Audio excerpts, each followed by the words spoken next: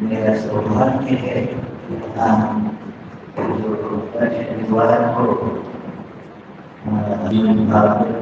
करता है उसमें सहभागी होने का मेरा अवसर मुझे मिल गया है। और भगवत की जो चर्चा यहाँ चल रही है एक क्रमानुसार रूप से उसको स्पर्श के बिना मैं एक भागवत के स्वरूप का भागवत के स्थान हमारे शास्त्र ग्रंथों में है उसकी चर्चा करूँगा। ये बात कृपया ध्यान में रखें कि मैं कुछ नई बात आप लोगों को नहीं सुनाने जा रहा हूँ। आप सब यहाँ कई वर्गों से आते हैं और विद्वज्जनों के प्रवचन सुनते हैं, तो आपको ये सारी बातें विदित हैं। फिर भी यह इसका एक लाभदायक होती है, क्योंकि हम लोग सुनते तो हैं भूल जाते हैं, तो इसलिए बार बार आवृत्ति करना आवश्यक होता है। इसीलिए वहाँ पर एक बार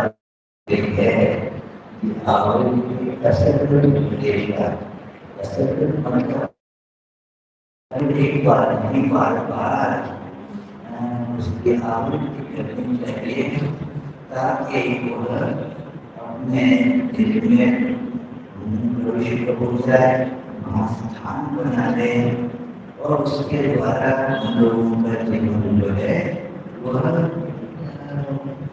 आनंदपूर्ण हो जाए।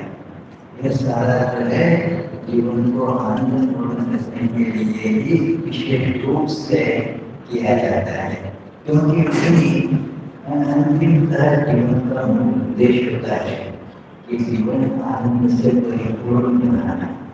तो अब शास्त्र क्या है इसकी संक्षेप में चर्चा करें।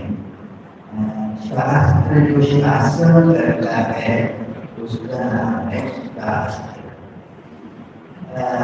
और शास्त्र से यहाँ तात्पर्य है कि ऐसे कोई राष्ट्रीय शासन, पॉलिटिकल अथॉरिटी इलेक्टेड अथॉरिटी ऐसा कुछ नहीं है। यह जो है कि जीवन के कई धाराओं को लेकर इसका विश्लेषण किया गया है कि मनुष्य कितने स्तरों पर जीवन बिताया करता है। हम सबको यह जरूर अनुभव होता है तो ये बात कि कितने प्रकार के विचार और साथ ही साथ कितने आचरण के भेद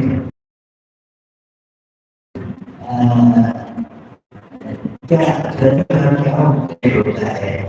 वे सारे एक खेल से जुड़े हुए निश्चल के बालक थे। तो मैंने पूछा कि क्या आप लोग अच्छा करना चाहते हैं, तो जीवन में लोग अच्छा करना चाहते हैं, तो जीवन की बात सभी ने उत्साह से कह दिया हाँ। जैसे आप लोग के बड़े उत्साह से हाँ करोगे, यहाँ हम सब अच्छा करना चाहते हैं। मतलब हुआ कि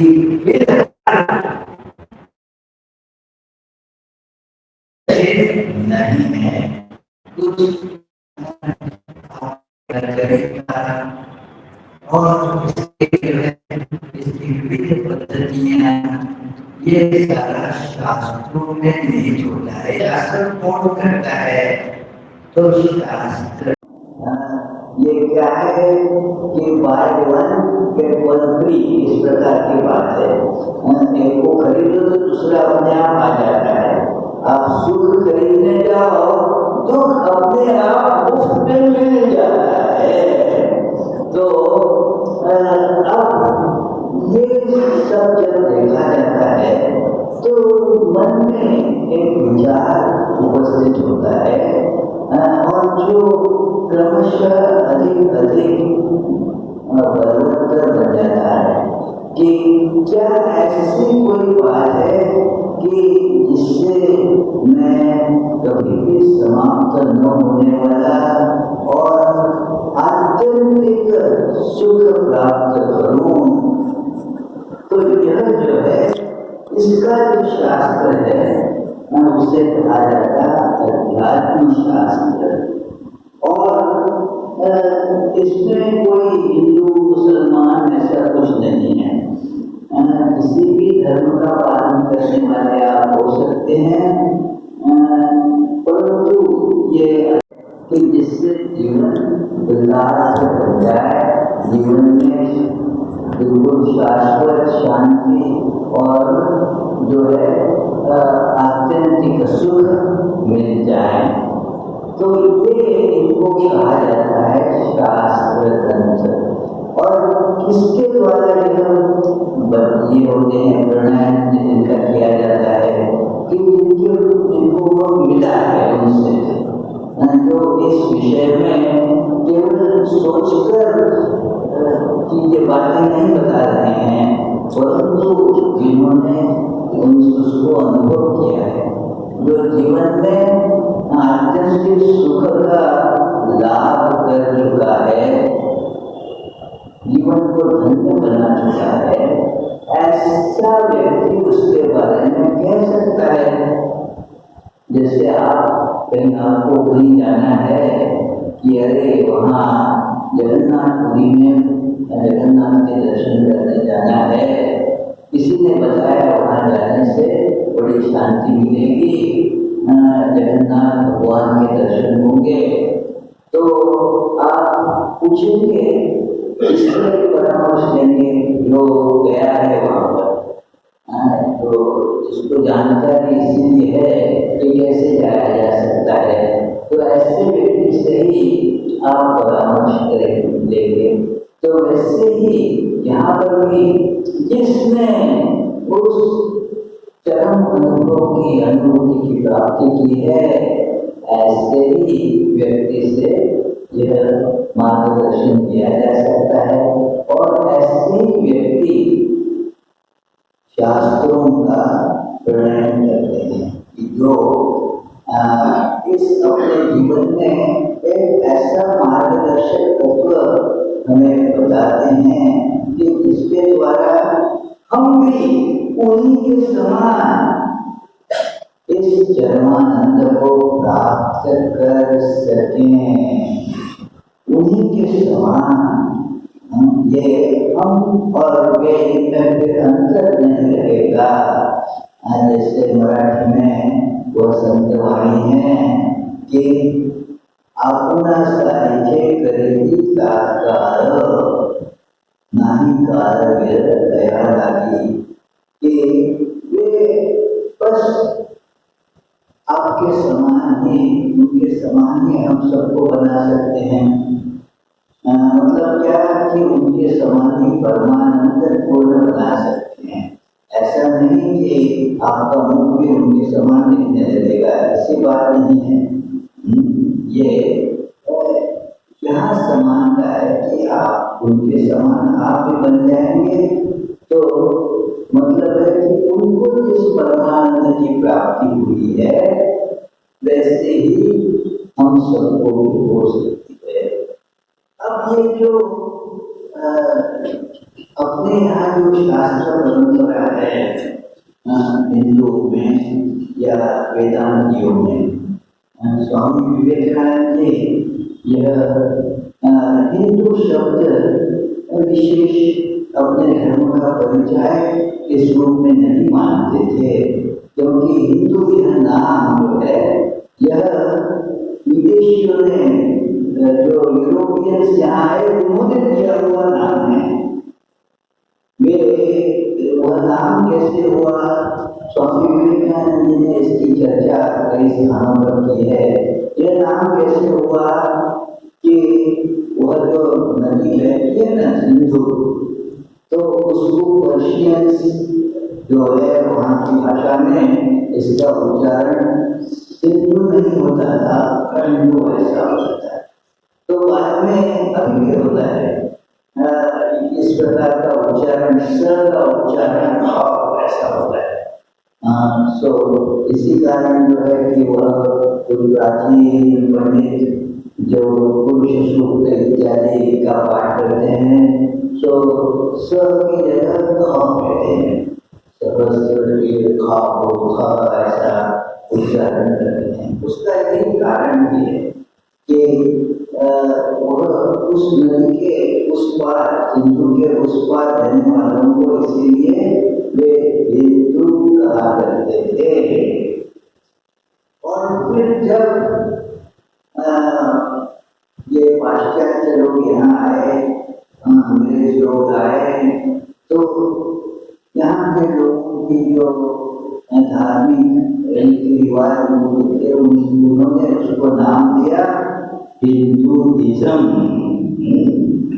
तो उसके फलस्वरूप हम भी अपने आप को हिंदू कहने लगे। वास्तविक स्वामी जी कहते हैं, और ये बड़ी उचित बात है कि हमारे शास्त्रों में यह शब्द कहीं नहीं आया। ये हमारे शास्त्रों में इसे कहा गया है सनातन धर्म, क्योंकि यह सनातन का मतलब है कि जो नित्य है, जिसका कभी किसी ने कोई शुरुआत भी नहीं की और जब तक मनुष्य जाती है इसका कोई अंत भी नहीं है। यह एक खोज है। सब लोग अपनी अपनी ओर पर अपनी प्रकार से अपनी क्षमता के अनुसार यह खोज करते रहते हैं, और इसके जो निष्कर्ष हैं ये इससे अपना धर्म अपना है। मुझे वहाँ पर यह प्रश्न कई बार पूछा जाता है कि हिंदू धर्म की स्थापना किसने की, क्योंकि बाकी जो सारे धर्म वहाँ प्रचलित है उसका कोई एक संस्थापक है। जैसे किसने ईसाई धर्म की स्थापना की, उत्तर स्पष्ट है। किसने जो यहूदी धर्म है उसकी स्थापना की, तो उत्तर है उसका कि मोसेस ने उसकी स्थापना की। फिर ठीक इसी प्रकार इस्लाम या बुद्धिज्म ये इसके इसके बारे में कोई उसका संस्थापक है उस धर्म का। अच्छा आप बताइए हिंदू धर्म का कौन संस्थापक है? तो मैं कहता हूँ कि इसका कोई उत्तर ही नहीं है, क्योंकि यह नाम ही गलत है। और सनातन धर्म यदि हम देखें तो इसका कोई संस्थापक नहीं होता। मनुष्य जाति के भीतर यह सवाल, एक मनुष्य होने के नाते यह सवाल अपने आप प्रस्फुटित होते रहते हैं कि आखिर मैं कौन हूँ? ये विश्व के साथ समझ विश्व क्या है, मेरा उसके साथ क्या संबंध है, और जीवन का लक्ष्य क्या है, आनंद की प्राप्ति कैसे हो? ये सारे सवाल मनुष्यों के भीतर जागते रहते हैं। और जब तक इसलिए मनुष्य जाती है इस पर विचार चलता रहेगा। यही है सनातन धर्म। तो इस धर्म में 3 प्रकार के शास्त्र बताए जाते हैं। एक है श्रुति। तीनों प्रकार के शास्त्रों का जो उद्देश्य एक ही है कि मनुष्यों को उनके जीवन के अंतिम लक्ष्य की प्राप्ति करा देना। यही तीनों का उद्देश्य है। तो 3 जो बताए गए हैं, एक ही से तो काम हो सकता है। क्यों 3 विभिन्न प्रकार के जो शास्त्र बताए गए? क्योंकि मनुष्यों की सबकी क्षमता समान नहीं होती। ये कि जो सबसे उच्च इस प्रकार का शास्त्र कहा जाता है उसे संज्ञा है श्रुति। शुद्ध मतलब जहाँ सत्य का बिल्कुल स्वाभाविक रूप से उसके उच्च अधिकारी के लिए प्रणय हुआ है। जो अधिकारी है तो उस अधिकारी के लिए वे शब्द पर्याप्त होते हैं। और जो उसका अधिकारी नहीं है फिर क्या उसके लिए कोई उपाय नहीं? फिर उसके लिए भी दूसरा उपाय है। उसे कहते हैं स्मृति। और किसी को कहानियों के माध्यम से यह सत्य प्राप्त करना सहज हो जाता है, क्योंकि कहानियों में मनुष्यों का मन रम जाता है। कहानी सुनना सभी को अच्छा लगता है, वे कोई छोटा बालक हो या बूढ़ा व्यक्ति हो, सभी को कहानी सुनने में बड़ा आनंद आता है। तो इसलिए कहानी के भीतर से सत्य दिया जाना यह शास्त्र है, इसको कहते हैं पुराण। तो आइए थोड़ी सी इसकी चर्चा करें। जो श्रुति है वह सर्वतोपरि है। वह एक तात्विक दृष्टि से यह सत्य प्रदान करता है, परंतु शायद ही किसी में यह क्षमता होती है कि उसे यथार्थ रूप से ग्रहण करें। जो तत्व ज्ञान के दर्शन शास्त्र के ग्रंथ हैं, अब देखिए ग्रंथालयों में उस पर केवल धूल जमा होती रहती है, कोई पढ़ता नहीं। एक बार वहाँ देखा कि किसी के कमरे में ऐसे बहुत से बड़े ग्रंथ शास्त्र ग्रंथ रखे हुए थे। तो बड़े बड़े ग्रंथ थे। अरे बाप तुम पढ़ते हो उसको? नहीं, क्या मैं उसका व्यक्ति के लिए उपयोग करता हूँ।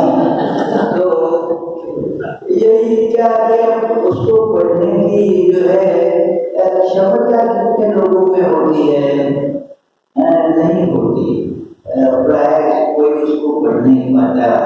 हाँ, किसी को यदि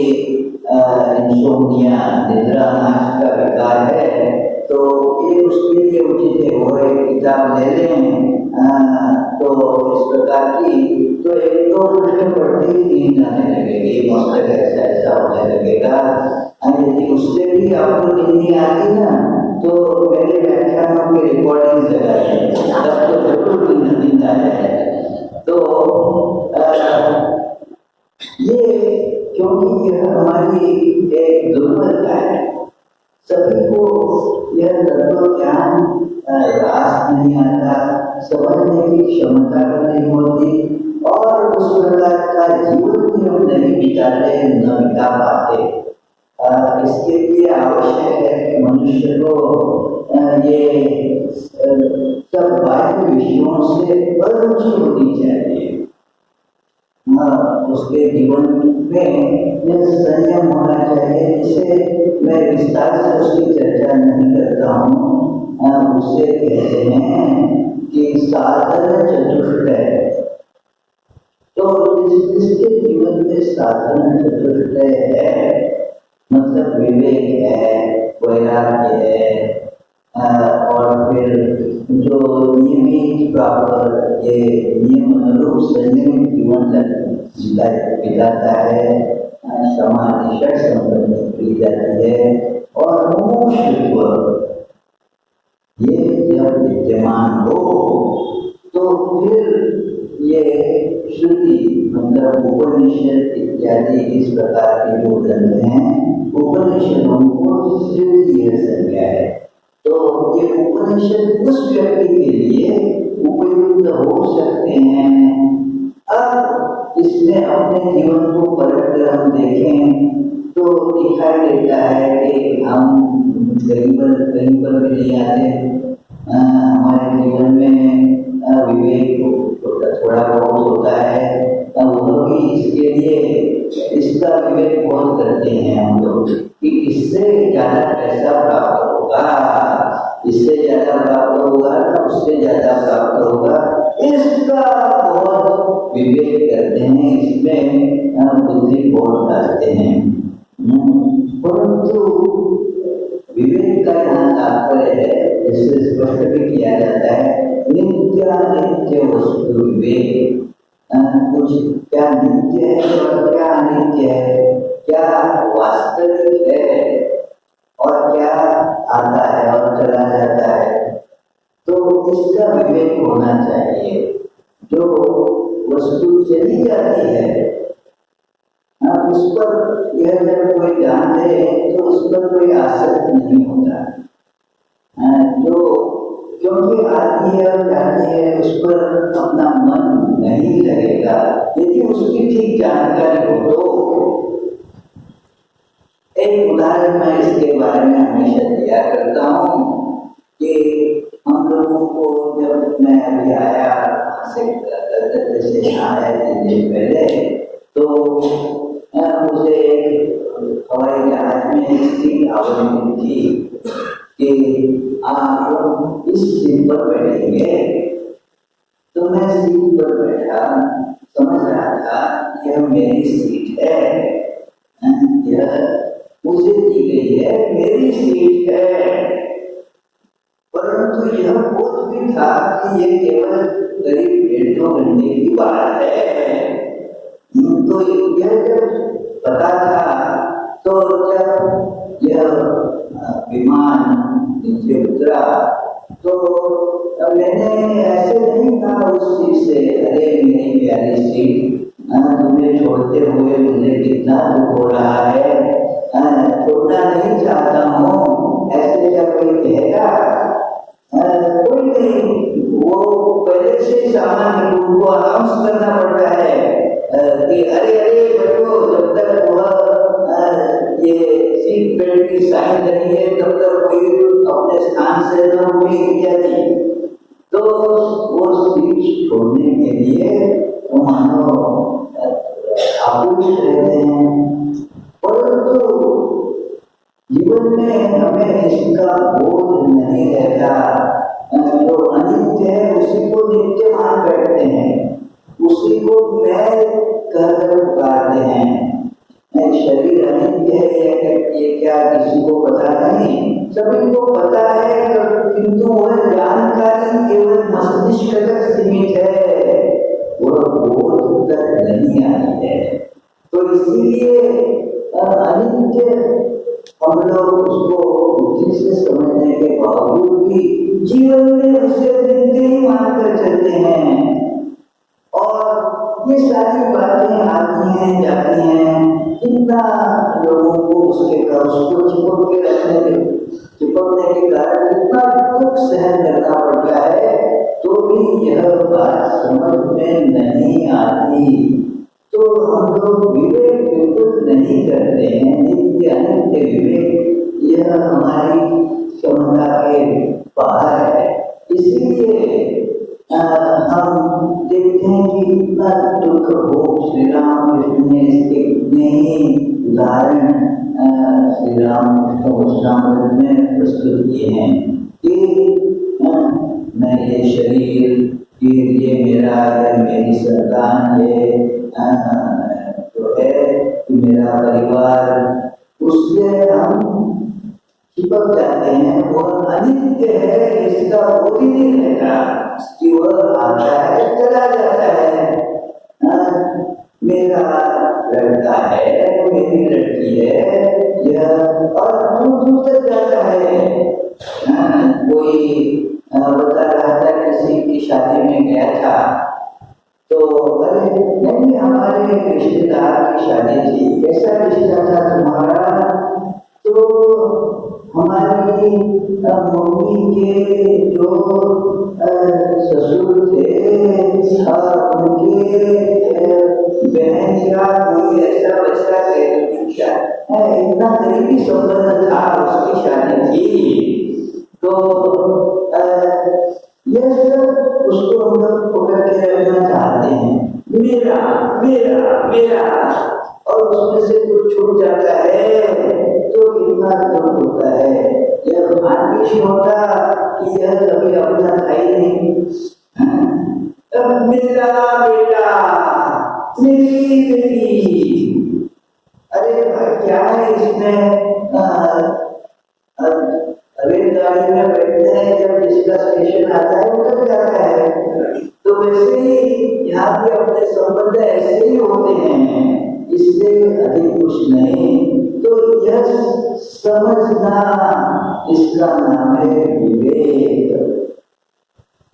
और जो फिर अनित्य है उसको छोड़ देना, इसका नाम है वैराग्य। और नित्य को पकड़े रहना चाहिए, जो नित्य है उसको पकड़े रहना, अनित्य को छोड़ देना। और फिर जीवन को नियंत्रित करना, परंतु अपने भीतर की कई प्रकार की वासनाएं वह नियंत्रित जीवन को नियंत्रित नहीं होने देती।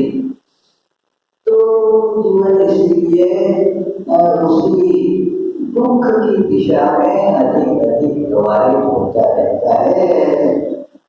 और मनुष्य केवल जो है कि मुक्ति की इच्छा, मतलब इस संसार में कुछ जो बंधन है वो जरा कम हो जाए, कि मेरा परिवार जो है मेरे से और अधिक अच्छा व्यवहार करें, ये इस प्रकार की जो है इच्छाएं हुआ करती हैं। इसी को मुक्ति भी कहा जाता है कि चलो जैसे मुझ पर कुछ लोन था तो उस लोन से मुक्ति हो गई। तो ये इस प्रकार की अपनी मुक्ति की धारणा होती है। ये जीवन के बंधन से मुक्ति, जन्म मृत्यु के बंधन से मुक्ति, यह बात ही हम लोगों को समझ नहीं आती। तो इसीलिए ये जो उपनिषद इत्यादि हम पढ़ते भी हैं, तो भी उसकी धारणा करने की क्षमता हमें नहीं होती। कोई बात नहीं, ऐसे निराश होने की कोई बात नहीं, क्योंकि हर किसी का वास्तविक स्वरूप तो ब्रह्म ही है, और इसीलिए उसकी प्राप्ति सभी के लिए संभव भी हो सकती है। उपाय ठीक करना होगा। श्री राम कहते हैं कि देखिए, कई लोग प्रश्न करते हैं, वहाँ आप पढ़ते हैं श्री राम कृष्ण वचनामृत में कि क्या गृहस्थ जीवन में मुक्ति संभव है? ईश्वर लाभ क्या संभव है गृहस्थ जीवन में? ये अचरज की बात है कि वहाँ ऐसा सवाल कभी नहीं किसी ने पूछा श्री रामकृष्ण से कि क्या सन्यासी जीवन में ना ईश्वर दर्शन संभव है? ना वो भी सवाल पूछना चाहिए था, परंतु गृहस्थ लोगों का ऐसा लगता है कि सन्यासी लोगों का तो हो ही गया, वे ईश्वर दर्शन प्राप्त कर ही लेंगे।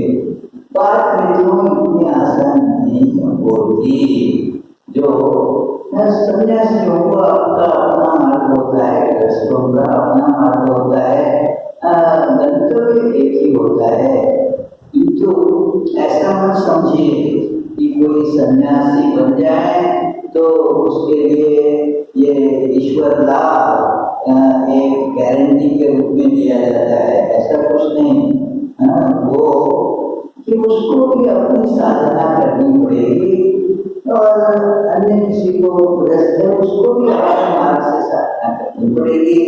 तो अब ऐसा व्यक्ति क्या चाहेगा कि ऐसा कीजिए कि मुझे ये सारे शास्त्र इत्यादि पढ़ने की क्षमता नहीं है, समझने की भी क्षमता नहीं है, तो आप मुझे ऐसे कुछ नुस्खे बताइए कि जिसके द्वारा मैं उसका पालन कर सकूं।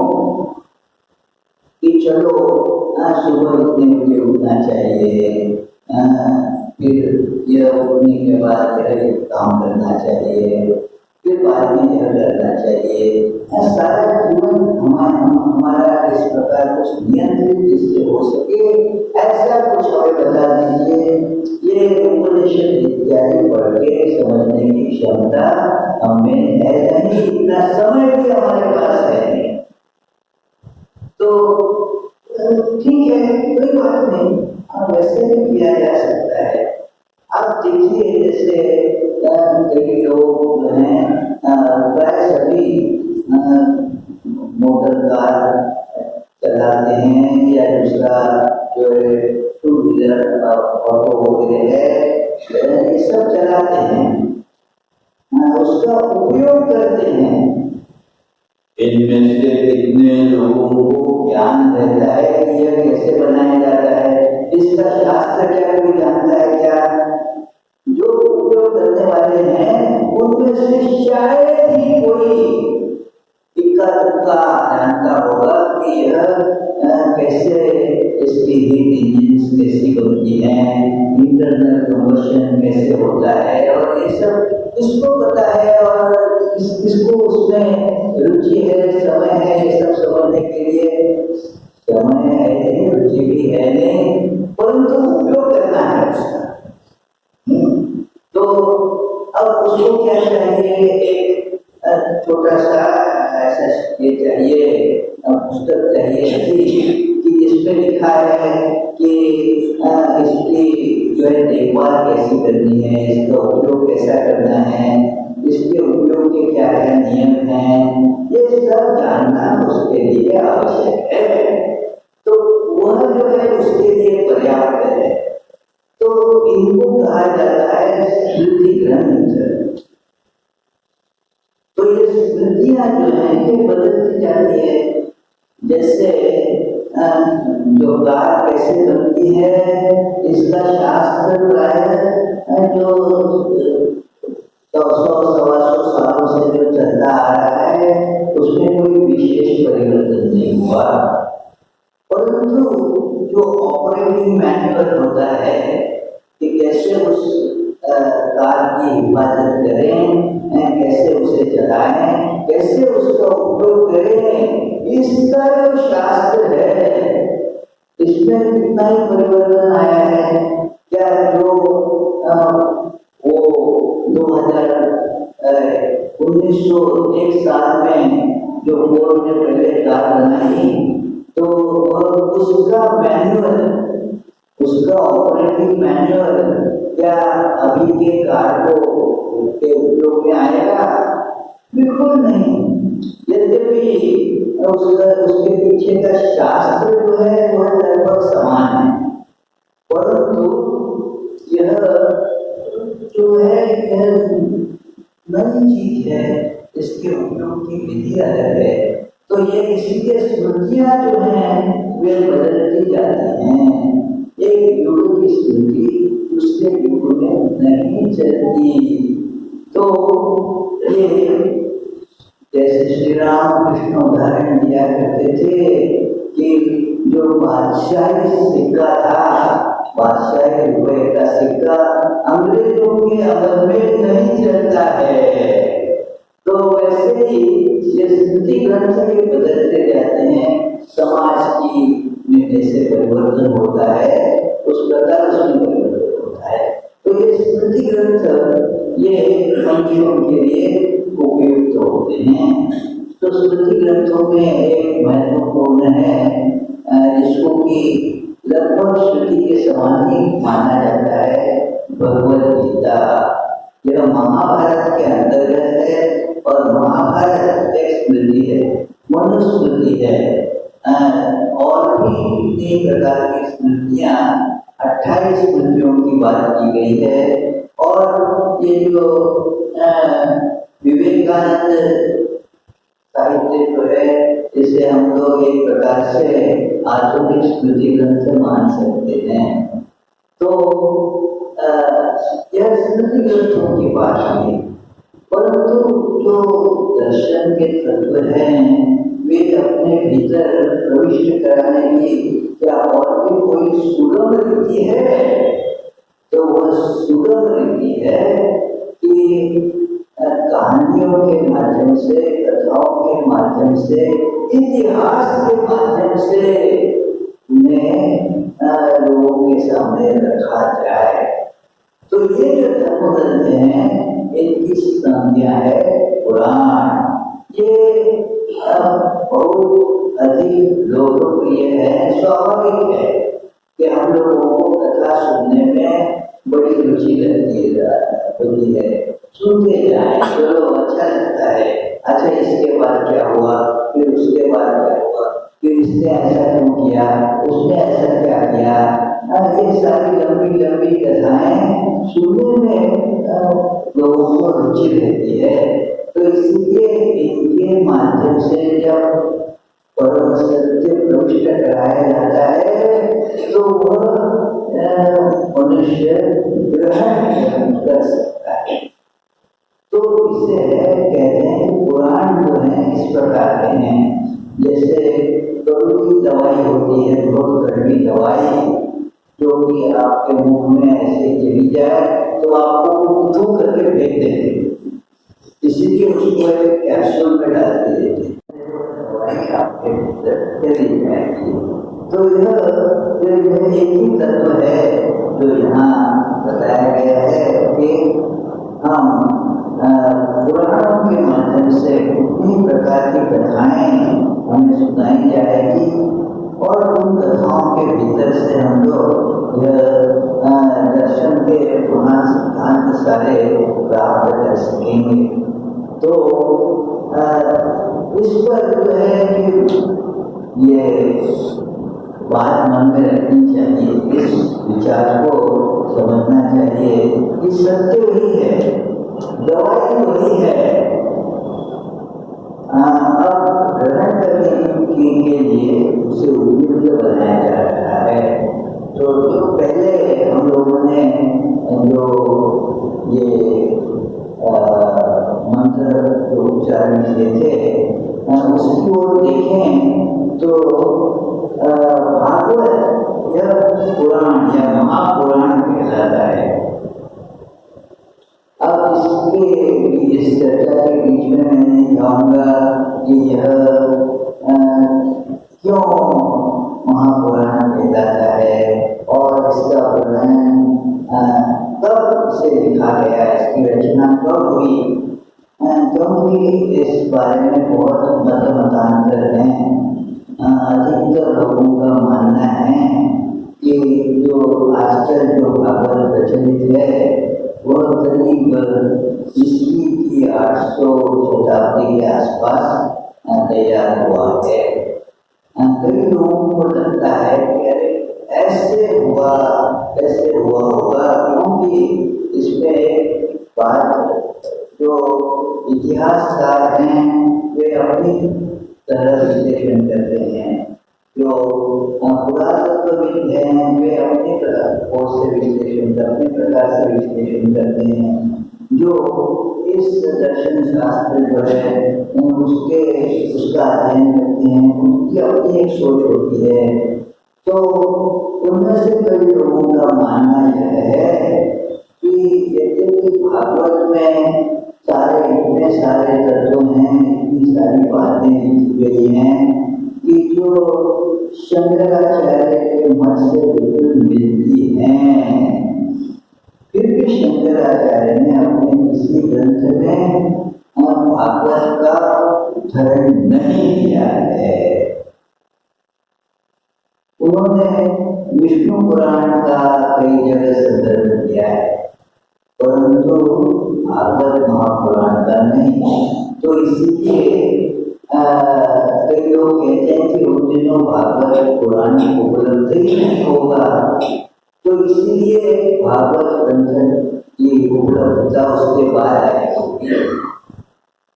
अन्य अधिक कई प्रमाण मिलते हैं कि जो दिखाते हैं कि नहीं, शंकराचार्य के लिए यह उपलब्ध नहीं होता।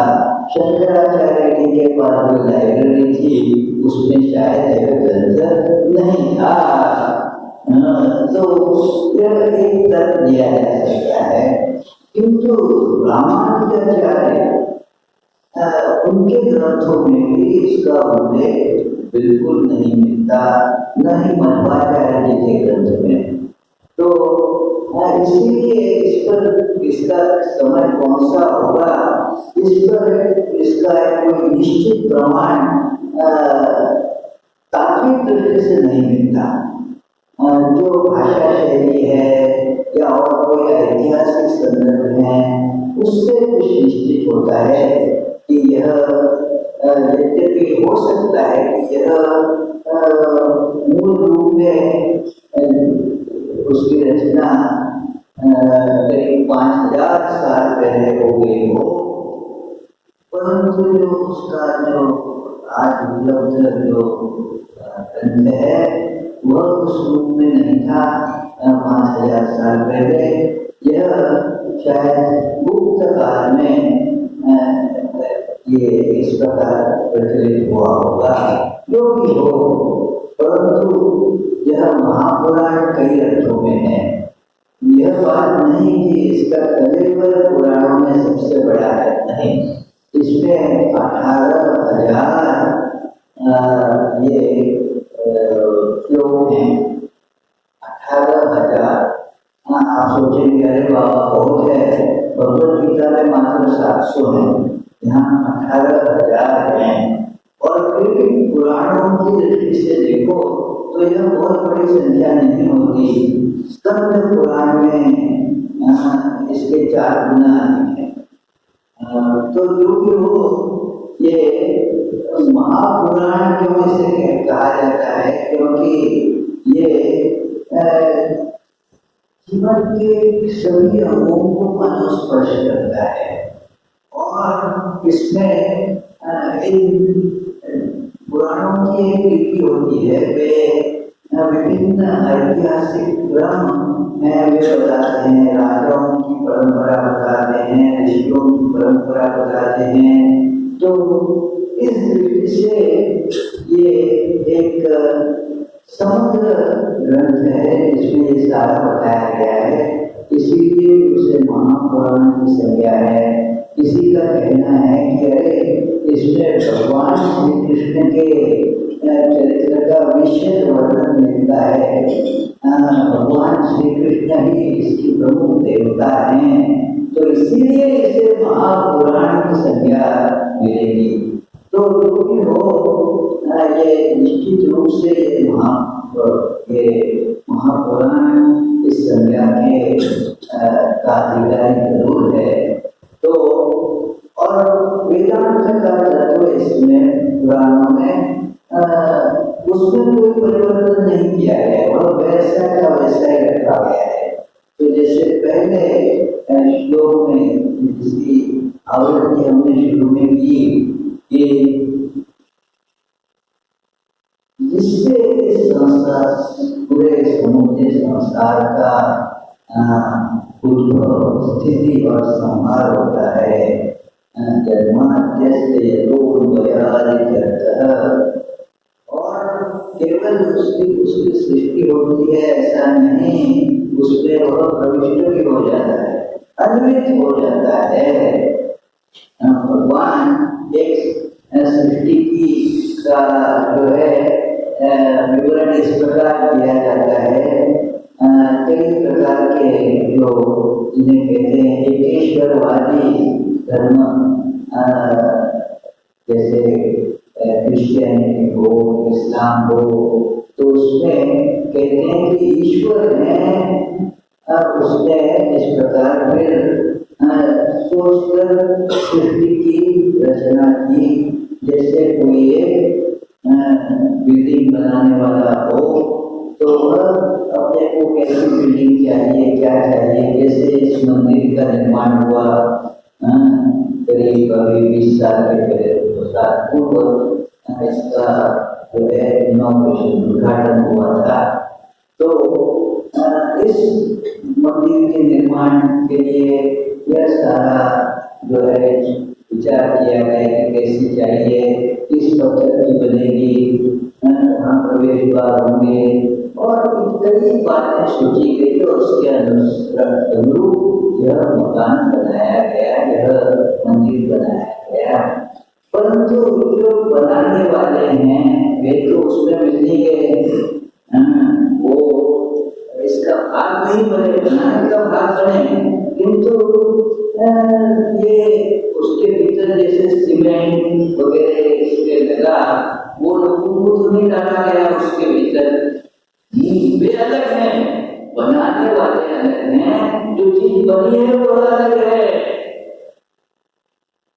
परंतु वेदांत में और आप यदि गौर से पढ़ें तो ये जो इस्लाम और ईसाई शास्त्रों में भी यही बात आपको मिलेगी कि भगवान इस प्रकार नहीं बनाते कि चलो ये कुछ दूसरा मटीरियल लेके, दूसरा कुछ पदार्थ लेकर उससे इस सृष्टि का प्रणयन करें तो और वे उससे अलग रहकर उसका नियमन करें। नहीं, वे उसमें अनुसूत हो जाते हैं। तत्सृष्ट्वा तदानुप्राविश्य, उपनिषद के बाद कहता है कि उपनिषद के स्पष्ट रूप में अन्य उपनिषदों में भी आप यह बात पाते हैं कि ये भगवान उसमें सृष्टि में अनुसूत हो जाते हैं, उसमें मानो प्रवेश करते हैं। तद अनुप्रविश्य सच्चत, फिर वो अलग से दिखाई नहीं देते, उससे वे उसमें घुल मिल गए हैं। जैसे कि पानी में नमक डालो तो उसमें वो घुल मिल जाता है, नमक दिखाई नहीं देता, परंतु आप यदि पानी का स्वाद चखें तो पता चलता है कि इसमें नमक मिलाया हुआ है। तो ठीक इसी प्रकार मानव भगवान उसमें मिलित हो गए हैं, और फिर भी वे उसमें मिलित होने के बावजूद भी उसकी पकड़ में नहीं है। यह बात बड़ी महत्वपूर्ण है कि वे इससे अधिक हैं। तो कहते हैं, मैं इस अनुवाद को पढ़ता हूँ, इससे इस जगत की सृष्टि, स्थिति और प्रलय होते हैं, क्योंकि वह सभी सद्रूप पदार्थों में अनुगत है और असत पदार्थों से पृथक है। तो इसीलिए भगवान उनमें अनुसूत हैं, क्योंकि ये सब सच है। अब है की प्रकृति वहां कहाँ से उत्पन्न हुई? तो भगवान है, सत है। तो इसीलिए इस सब के बारे में सत्य क्यों प्रतीत होता है। हमने अभी हनुमान जयंती को यहाँ राम नाम हुआ, आप लोगों में से प्राय बहुत से लोग उस समय उपस्थित थे। तो वहाँ संत तुलसीदास जी लिखते हैं कि यह सत्वार मनुष्य भाग्य सकलम रजो यथा है, जो रस्सी पर प्रतीत होता हुआ सर्प है, तो रस्सी पर तो प्रतीत हो रहा है, सर्प तो है नहीं वहां पर, परंतु सर्प की प्रतीति क्यों होती है? क्योंकि वहां पर जो रस्सी है वह सत्य है और वही सर्प के रूप में दिखाई देती है। तो यह विश्व ब्रह्मांड जो है क्यों सत्य प्रतीत होता है? कि क्योंकि भगवान उसमें सत्य हैं, वे भगवान विहीन हैं। तो इसीलिए और बाकी सब उन्होंने दिखाया कि आता है और जाता है, ये स्वयं प्रकाश है, भगवान स्वयं प्रकाश है। इसकी उनको कोई अपनी बुद्धि से पहचान नहीं पाएगा, देख नहीं पाएगा, वे स्वयं प्रकाश हैं। तो उन्हीं के प्रकाश से समस्त जगत आलोकित है।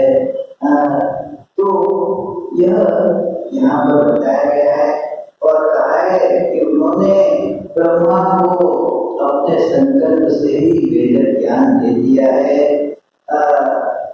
और जिनके संबंध में बड़े बड़े विद्वान भी मोहित हो जाते हैं कि कैसे उनको हम लोग हृदयंगम कर सकें। और फिर यह जो एक है कि इस वो थोड़ा मूल विषय है कि इसका अनुवाद भी कई प्रकार से किया हुआ मिलता है। तेजो वारिमृदाम यथा विनिमयो, ये जैसे कि जो सूरज के किरण है उसमें हम लोग जल का भास पाते हैं, है क्या वहाँ पर? तो कुछ बालू है और वहाँ कुछ प्रकाश है और हमारे मन में तो जल का जो भान है, इसके कारण हम लोग वहाँ जल न होते कोई भी जल देखते हैं। तो वैसे ही ये जगत सारा इस प्रकार का है कि उसमें सत मतलब भगवान है और इसीलिए परिवर्तनीय होते हुए भी मानव वह सत्य प्रतीत होता है। और ये उनका स्वरूप जब जाना जाता है तो वे वह परम सत्य जो है वह प्रकट होता है, जिसका ये ऋषि कहते हैं यहाँ पर कि हम ध्यान करते हैं। समस्त भागवत ग्रंथ मित्रों ये इस परम सत्य का ध्यान है, परम सत्य का चिंतन है। यह समस्त भागवत ग्रंथ परम सत्य क्या होता है? कई प्रकार के जो सापेक्ष सत्य होते हैं। जैसे आपको पूछा गया कि क्या समय हुआ, क्योंकि यह व्याख्यान जरा लंबा हो रहा है तो आप पहले से देख रहे होंगे कि क्या समय हुआ, तो आप बताएंगे 8:05 हो रहे हैं। अब ऑस्ट्रेलिया में क्या यही समय होगा या अमेरिका में क्या यही समय होगा? 8:05 जो है यह एक सापेक्ष सत्य है, जो जहाँ आप लोग अभी विद्यमान है, विराजमान है, वहाँ के लिए यह सत्य है। बाकी कई प्रकार के सत्य ऐसे ही हैं, जैसे यह व्यक्ति चोर है, तो चोर है मतलब वो पकड़ा गया है और कानून के मुताबिक उसे चोर की संज्ञा दी गई है। क्या बाकी हम लोग क्या चोर नहीं है? क्या सोच कर देखिए। तो कई अर्थों में हम लोग की चोरियां पकड़ी जाती नहीं, क्योंकि कानून के मुताबिक हम चोर नहीं है। भागवत के ग्रंथ में आता है कि जो अपनी आवश्यकता से अधिक वस्तु या धन रखता है वह चोरी है। फिर और भी कहा जाता है कि भगवान कहते हैं कि जो भी किसी चीज को मेरी कहता है यह मेरा मकान है, चोर है, क्योंकि वह मकान भगवान कहते हैं मेरा है सब कुछ, और तुम मेरा मकान कहते हो तो क्या हो? तुम क्या हो? चोर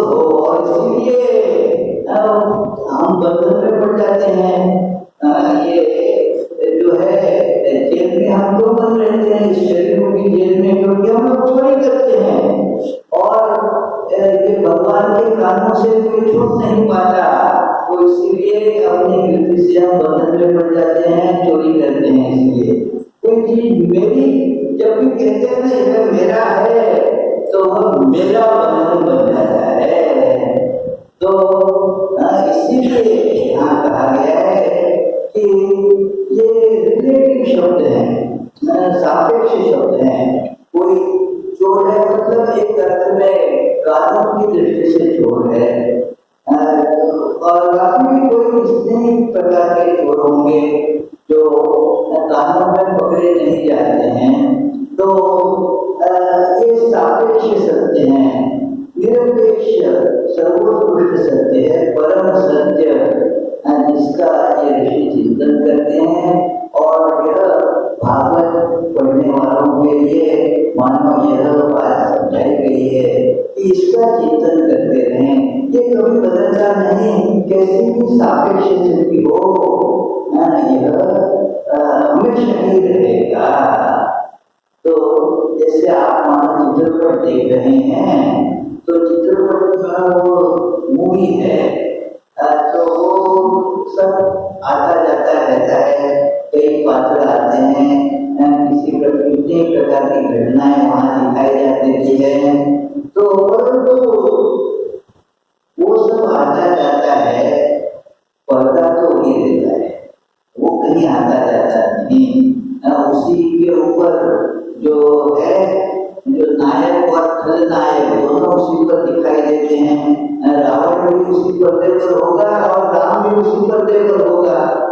तो ये सबको व्याप्त करने वाली जो निरपेक्ष सत्ता है वह परम सत्य है, और उसे हम लोग ख्याल में रखते हैं जब सिनेमा देखते हैं। तब सिनेमा देखते हैं तो इसीलिए सिनेमा में आप जब आग देखते हैं लगी हुई, आप अपने पास जो पानी है वो आप नहीं डालते हैं, क्योंकि आप जानते हैं वह पर्दा गिरा होगा और कुछ नहीं होगा।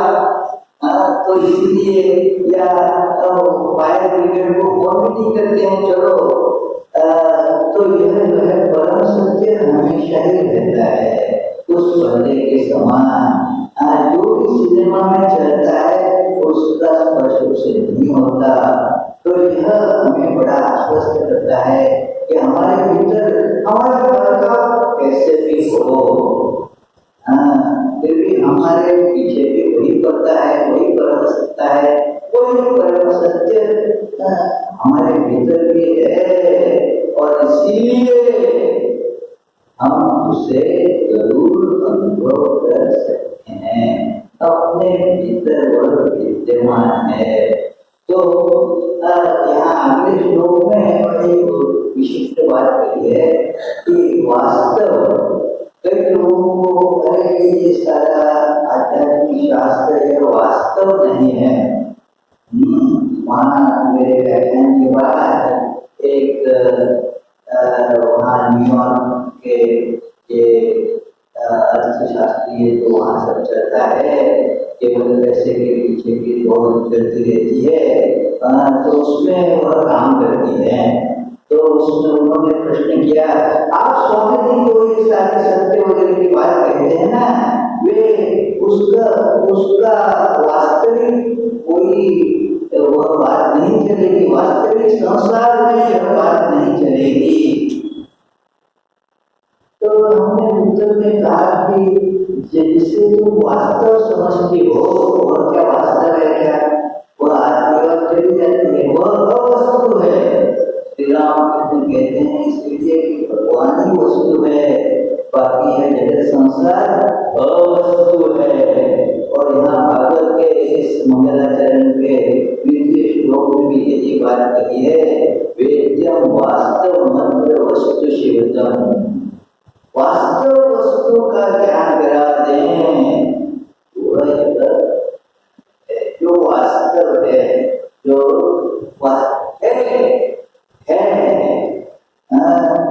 जो हम देख सकते हैं इसको कि बाकी सारी बातें हैं क्यों कि हम उसको आदमी चली जाती है, वास्तविक है नहीं। जब ये है तो वही है। एक कई साल पहले घटना हुई थी कि वास्तव क्या है, तो वह कोई किसी का लड़का सन्यासी बन गया था। तो वो उसकी माँ स्वाभाविक रूप से बड़ी ही दुखी थी। तो मैं गया था उसके घर में, उसके दुकान में गया था। तो वो बड़ी दुखी थी। उसको वहाँ पर कपड़े सुखाने के लिए जैसे रस्सी लगी रहती है घर में, तो और रस्सी की परछाई जमीन पर गई। तो हमने उसको समझाया कि देखो ये बच्चा तुम्हारा कैसा हुआ, तुमने क्या उसको उसका नाक कान ये वो तुमने बनाया क्या? किसी ने जाना है क्या कि कैसे बनाया जाता है? नहीं। तो तुम्हारा उस पर क्या हक है? कोई हक ही नहीं है। तो वह वास्तविक है नहीं। तो उसके लिए उसको मैंने कहा कि जो परछाई है ना रस्सी की, उससे पकड़ो, कोशिश करो। तो उसका मस्तिष्क भ्रमित था, इस प्रकार बच्चा चला गया, बड़ा शौक था। तो उसने उस रस्सी की परछाई को पकड़ने की कोशिश की। क्या हमने पूछा पकड़ में आती है क्या? नहीं। तो मैंने कहा मैं दिखाता हूँ कैसे पकड़ में आएगी। तो मैंने वो रस्सी को पकड़ा। रस्सी को पकड़ो तो परछाई पकड़ में आएगी। भगवान को पकड़ो तो समस्त संसार आपके पास आएगा। भगवान को छोड़ दो तो कुछ भी नहीं मिलेगा, कुछ भी नहीं मिलेगा। श्री राम कृष्ण जैसा कहा करते हैं कि सब शून्य है, भगवान एक है। तो एक को पीछे रखो तो शून्य का मूल्य होता है, नहीं तो सारा शून्य ही है। तो मैं यदि पूछूं अपने महाराज जी जो यहाँ रिकॉर्डिंग इत्यादि कर रहे हैं कि क्या मैं आपको 10 शून्य रुपया दूं?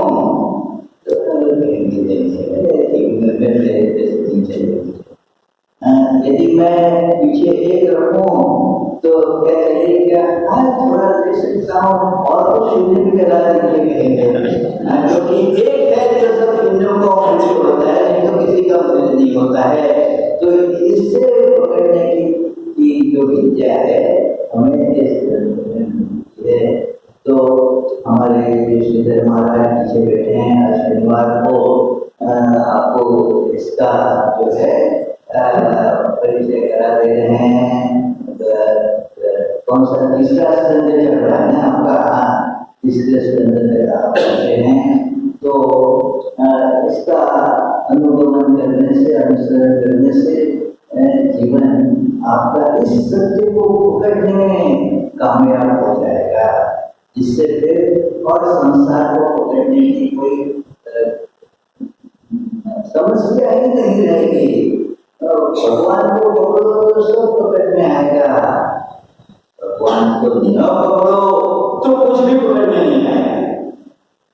आप यह नहीं कह सकेंगे कि दोनों में कम से कम परछाई तो पकड़ो, परछाई पकड़ में नहीं आ सकती। और वस्तु को, भगवान को तो तुम पकड़ नहीं रहे हो, तो मतलब दोनों ओर से गए काम से। तो इसीलिए वस्तु को पकड़ो तो परछाई, यही इसका तात्पर्य है।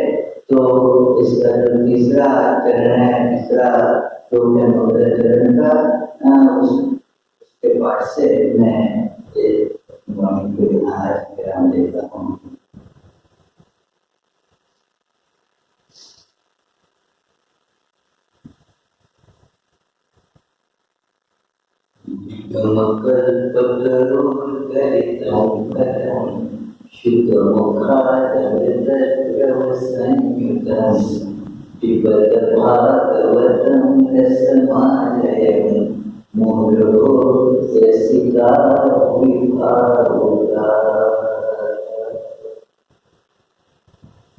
धन्यवाद आप सबको।